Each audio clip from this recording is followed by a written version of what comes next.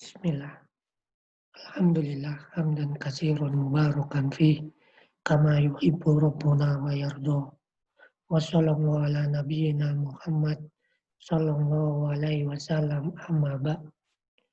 Bapak Ibu wali santri yang dirahmati Allah, di tengah wabah yang telah menimpa wilayah kita ini, alhamdulillah kita masih diberikan kesempatan oleh Allah Azza wa Jalla untuk terus beramal agar amal-amal yang kita lakukan ini kita berharap bisa menjadi bekal kita kelak di akhirat, terutama amal dalam mendidik anak-anak kita, di mana mereka adalah investasi terbesar dalam hidup kita.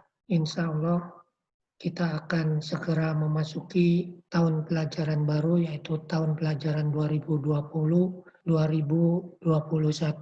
Dan kami dari PPIT Imam Syafi'i akan memberikan informasi-informasi penting terkait kegiatan pelaksanaan pembelajaran di tahun ajaran baru ini, yang dimana tahun ini dikenal dengan era new normal, yang tentunya dalam pelaksanaan pendidikan dan pelajaran kita berbeda dengan tahun-tahun sebelumnya. Pendidikan di era pandemi COVID-19 ini, PPIT Imam Syafi'i alhamdulillah telah selesai merancang persiapan untuk kegiatan pembelajaran tahun ajaran baru.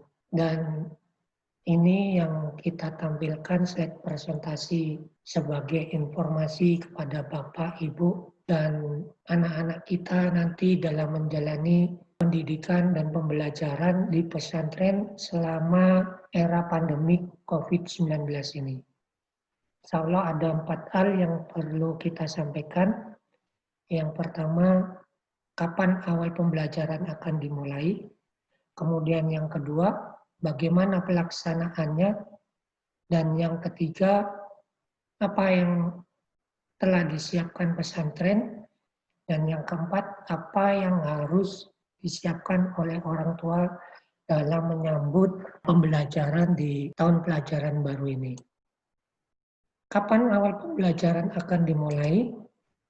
Maka kita ingin menyampaikan bahwasanya di tanggal 16 Juni atau 15 Juni, 4 kementerian telah memberikan panduan kepada kita tentang penyelenggaraan pembelajaran pada tahun ajaran baru, yaitu tahun 2020-2021, yang dimana ini adalah masa pandemi coronavirus disease atau yang disebut dengan COVID-19.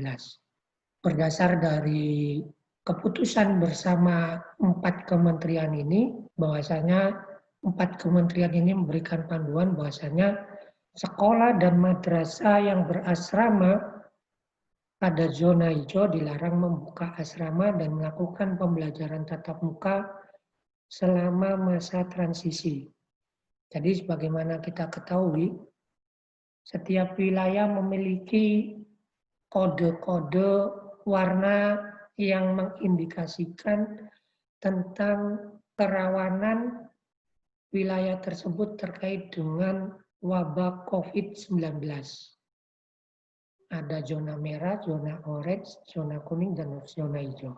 Zona hijau adalah zona yang aman, namun bagi sekolah yang berasrama itu masih dilarang untuk melakukan pembelajaran tatap muka.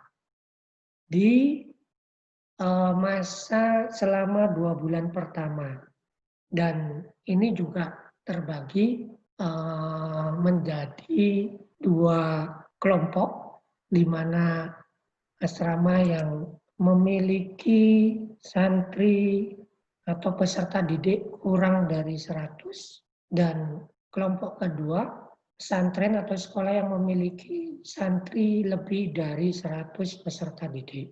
Untuk sekolah yang memiliki peserta didik kurang dari 100, dia diizinkan masuk setelah 2 bulan dengan ketentuan bertahap 50%, tahap kedua baru full. Adapun yang lebih dari 100 peserta didik, maka santri akan masuk secara bertahap 25% setiap tahapnya. Nah, PPIT Imam Syafi'i akan memulai pelaksanaan pembelajaran pada tanggal 13 Juli 2020, sebagaimana yang sudah ditetapkan oleh Menteri Pendidikan kita, bahwasanya tahun pelajaran baru itu dimulai tanggal 13 Juli 2020. Dan dalam pelaksanaannya, tanggal 13 Juli ini kita akan laksanakan pembelajaran secara online atau daring.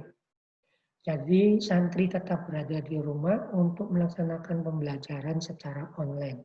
Nah, santri akan mulai masuk ke pesantren itu pada bulan September dan masuk secara bertahap atau bergelombang 25%, 25%, 25% hingga gelombang keempat atau tahap terakhir total 100%. Walaupun mungkin ini kita akan menunggu juga arahan dari Dinas Pendidikan dan pemerintah setempat. Bagaimana pelaksanaannya?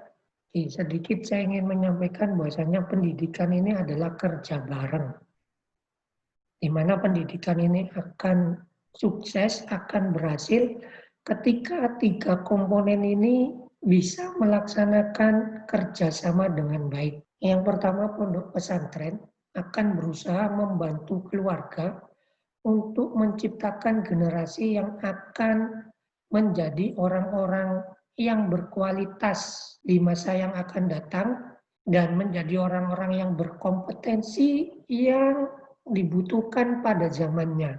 Artinya kita akan berusaha mendidik anak-anak kita untuk memenuhi kebutuhan mereka di masa yang akan datang. Dan orang tua tentu juga memiliki keinginan-keinginan terhadap anaknya kelak harus begini, dan sebagainya itu tentu itu seperti yang kami sebutkan bahwasanya orang tua juga tentunya ingin menjadi anak-anaknya ini menjadi orang-orang yang berkualitas nantinya dan punya kompetensi yang dibutuhkan di zamannya nanti karena memang zaman ini akan terus berubah. Dan tentunya ini membutuhkan pegangan yang tetap, yaitu din atau agama yang harus kita tanamkan kepada anak-anak kita. Nah, orang tua juga harus memiliki visi yang sama dengan visi misi sekolah dalam mendidik anak, supaya bisa membantu dan mendukung program-program sekolah. Jika memang kita memiliki visi yang sama, tentunya apa yang dilakukan sekolah harus sama dengan apa yang dilakukan oleh orang tua. Dan yang ketiga adalah lingkungan, di mana memang lingkungan sangat memberikan pengaruh terhadap kehidupan anak-anak kita. Maka harus ada upaya untuk menghindarkan anak-anak kita dari lingkungan yang tidak baik. Ini adalah gambaran jika kita ingin pendidikan kita berhasil terhadap anak-anak didik kita. Jadi antara pondok dengan sekolah atau pondok dengan orang tua harus ada kerjasama dan memiliki visi misi dan tujuan yang sama dalam mendidik anak-anak kita. Oke, tadi kita sebutkan bahwasanya pembelajaran akan dimulai tanggal 13 dan kita akan melakukan pembelajaran secara online. Yang insya Allah nanti dalam pembelajaran ini kita akan menggunakan aplikasi Google Classroom. Ini untuk santri yang SMP, SMA, ataupun SUTKIS. Khusus untuk santri SUTKIS ataupun santri yang masuk dalam program hafalan Quran, tentunya berbeda. Nah, adapun pembelajaran yang diberikan kepada siswa, yaitu siswa mengakses secara online materi, tugas, dan ujian yang nanti akan diposting atau ditampilkan di Google Classroom. Yang nanti ini insya Allah akan dijelaskan di saat pelaksanaan pengenalan lingkungan pesantren atau PLP. Nah, kita berusaha dalam pembelajaran online ini atau KBM online, kita tidak hanya memberikan proses transfer pengetahuan, proses transfer knowledge, namun kita juga akan berusaha memberikan stimulus kepada siswa untuk bisa membentuk karakter siswa sesuai dengan karakter-karakter yang diinginkan oleh agama kita, yaitu agama Islam yang sudah sempurna ini. Nah, target kita selama pembelajaran online ini, kita ingin memiliki atau kita ingin anak-anak kita memiliki karakter yang baik, yang sesuai dengan ajaran Islam, dan membentuk pola pikir ilmiah, serta melatih kemampuan berbahasa yang baik dan benar. Jadi kami menyebutnya bakat sama, yaitu kemampuan bahasa, karakter, teknologi, sains, dan matematika. Yang nanti ini insya Allah akan kita implementasikan dalam mata pelajaran atau mapel-mapel yang akan kita ajarkan. Nah, nanti dalam pembelajaran online, Bapak, Ibu, dan anak-anak kita tentunya mungkin nanti jika mengalami kendala-kendala, insya Allah tim IT pesantren ataupun tim IT yang ada di yayasan kita siap membantu para santri untuk memanfaatkan teknologi ini dalam belajar online jika ada kesulitan-kesulitan yang dihadapi untuk menggunakan Google Classroom. Yang tentunya nanti dibutuhkan bagaimana anak-anak tergabung dalam kelas Google Classroom, kemudian mengakses materi, mengerjakan tugas ataupun kuis ulangan, dan bagaimana cara berkomunikasi, chatting atau posting, serta juga nanti insya Allah akan ada teleconference atau tatap muka jarak jauh dengan menggunakan aplikasi Google Meet. Ini semua insya Allah nanti akan diterangkan di kegiatan pengenalan lingkungan pesantren atau kita singkat PLP. Nah, adapun jadwal kegiatan sejak masuk tanggal 13 Juli sampai 17 Juli kita akan melakukan kegiatan PLP atau pengenalan lingkungan pesantren, di mana kegiatan ini bertujuan untuk memperkenalkan para santri terhadap lingkungan pesantren yang ada dan beberapa fasilitas supaya nanti ketika saatnya masuk ke pesantren, santri sudah mendapat gambaran sarana dan prasarana yang ada di PPIT Imam Syafi'i. Serta juga akan dijelaskan sistem pembelajaran online yang lebih terperinci sebagaimana yang kami sebutkan sebelumnya. Dan juga akan ada perkenalan dengan seluruh guru yang ada. Itu akan dilaksanakan tanggal 13 sampai 17 Juli. Kemudian tanggal 18 sampai 31 Juli kita akan memulai pembelajaran online di mana santri sudah bisa masuk di Google Classroom dan di kelas atau jenjangnya masing-masing untuk mengakses materi ataupun tugas-tugas yang diberikan oleh gurunya masing-masing. Dan nanti insya Allah di bulan Agustus sampai September ataupun nanti di bulan Agustus itu akan ada pertemuan teleconference santri dengan gurunya tatap muka jarak jauh dengan menggunakan Google Meet yang dimana ini untuk memfasilitasi santri ataupun guru jika ada materi-materi yang mungkin belum dipahami dengan baik karena keterbatasan penyampaian materi. Maka ini kita berikan kepada santri untuk bertanya, kesempatan bertanya kepada gurunya jika ada materi-materi yang belum dipahami, yang sudah di-share atau dibagi sebelumnya yang bisa diakses oleh para santri. Begitu seterusnya sampai bulan September. Dan di bulan September, ini santri akan mulai datang ke pesantren yang tentunya bertahap, yaitu sejumlah 25%. Jadi santri kita ada kurang lebih 1050, ikhwan dan akhwat, maka nanti insya Allah sekitar 250 santri akan datang di bulan September, 125 ikhwat, 125 akhwat, yang tentunya nanti kedatangan ini kita atur sebagaimana protokol kesehatan yang sudah kita susun dan kita jelaskan nanti di berikutnya. Nah, selama menunggu tahap berikutnya, maka santri yang masih di rumah tetap terus mengikuti pembelajaran online hingga sampai seluruh santri masuk di pesantren. Insya Allah nanti di bulan November seluruh santri sudah berada di pesantren untuk melaksanakan kegiatan belajar mengajar secara tatap muka dan tetap mengikuti protokol kesehatan. Santri harus memakai masker, kemudian membiasakan hidup bersih dan sering mencuci tangan untuk mencegah penyebaran COVID-19. Nah, tentunya juga santri yang datang ke pesantren ini memenuhi persyaratan. Yang pertama adalah santri yang non-reaktif COVID-19 yang dibuktikan dengan rapid test. Jadi nanti santri yang akan datang ke pesantren wajib melakukan rapid test untuk membuktikan bahwa si santri non-reaktif COVID-19. Nah, kemudian yang kedua, syaratnya santri tidak memiliki penyakit bawaan yang kemungkinan itu akan rentan jika tertular penyakit atau virus COVID-19 ini. Mungkin di antara penyakit bawaan itu adalah asma, mah kronis, itu mungkin sebaiknya santri di rumah dulu.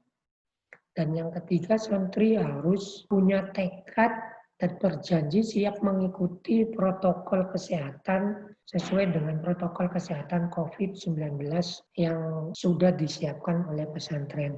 Dan yang terakhir, orang tua harus bersedia memfasilitasi santri akan pencegahan penyebaran COVID-19.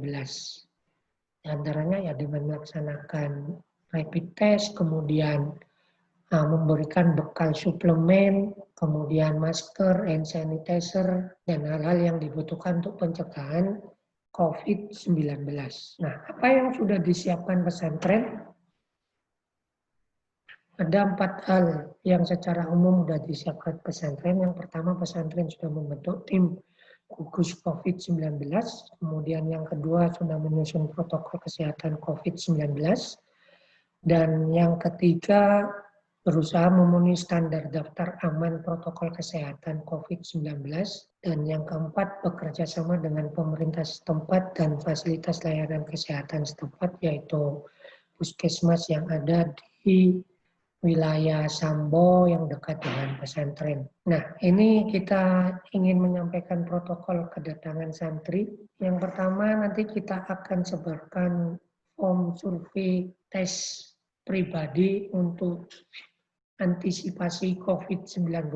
Yang ini nanti seluruh santri yang akan masuk pesantren kita wajibkan untuk mengisi form ini.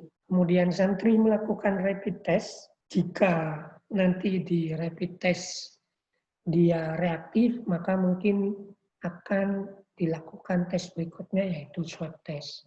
Kemudian santri nanti kita minta untuk membawa bukti hasil poin A dan poin B, maksudnya hasil dari isian form survei dan juga hasil rapid test untuk ditunjukkan ke petugas yang ada di pintu masuk pesantren nantinya, yaitu di pintu gerbang. Nah, sesampai santri di pintu gerbang diperiksa oleh petugas, dicek suhunya, dan jika dia memenuhi standar yang sudah ditetapkan, maka santri diperbolehkan masuk dan menuju asrama, kemudian melaksanakan mandi serta ganti baju. Jadi setelah mandi menggunakan pakaian yang bersih, dan setelah itu santri agar bisa mengikuti protokol kesehatan yang dibuat oleh pesantren selama di pesantren. Ketika santri akan datang ke pesantren, maka perlu dipersiapkan, yaitu barang-barang yang harus dibawa. Pesantren harus dalam keadaan bersih, Kemudian pakaian ganti yang akan dibawa harus dicuci bersih dengan menggunakan sabun. Kemudian santri juga wajib membawa peralatan makan seperti piring, sendok, gelas, atau botol minum. Kemudian membawa peralatan ibadah, sajadah, Al-Quran, dan peci.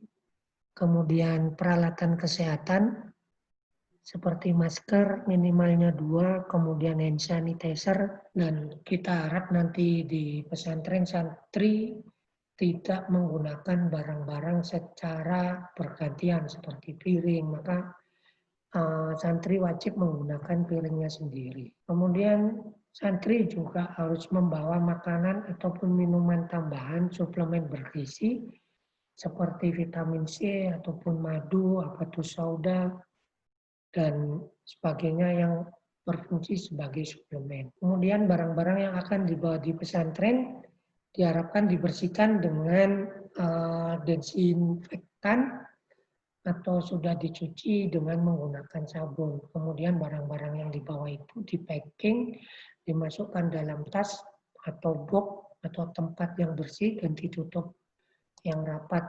Ketika sudah siap semua barang yang akan dibawa, maka ketika berangkat menuju pesantren kita menginginkan atau kita berharap santri berangkat dengan menggunakan kendaraan pribadi. Jika memang tidak dapat menggunakan kendaraan pribadi dan harus menggunakan transportasi umum, kita minta agar memilih transportasi yang tidak banyak bercampur dengan orang banyak. Hal ini supaya menghindari kemungkinan-kemungkinan yang tidak kita inginkan. Kemudian ketika berangkat, supaya bisa menggunakan masker selama dalam perjalanan. Dan selama dalam perjalanan tidak berhenti di satu tempat tertentu atau membeli sesuatu jika itu tidak betul-betul dibutuhkan.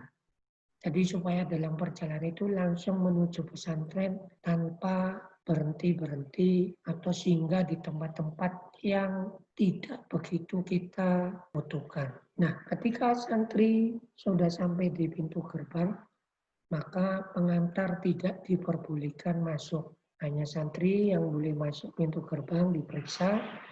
Mungkin pengantar menunggu sejenak untuk memastikan bahwasanya santri sudah lolos dari pengecekan suhu dan bisa masuk pesantren. Maka nanti pengantar bisa langsung balik. Dan santri ketika sampai di pintu gerbang akan diminta untuk menunjukkan surat bukti rapid test dan pengisian form. Kemudian santri diukur suhunya. Tuh jika suhunya di bawah standar yang kita tetapkan, maka dia diperbolehkan masuk pesantren. Setelah diukur suhu, santri wajib mencuci tangan dengan sabun di tempat yang sudah disediakan. Kemudian santri menuju asrama dan langsung mandi serta ganti pakaian.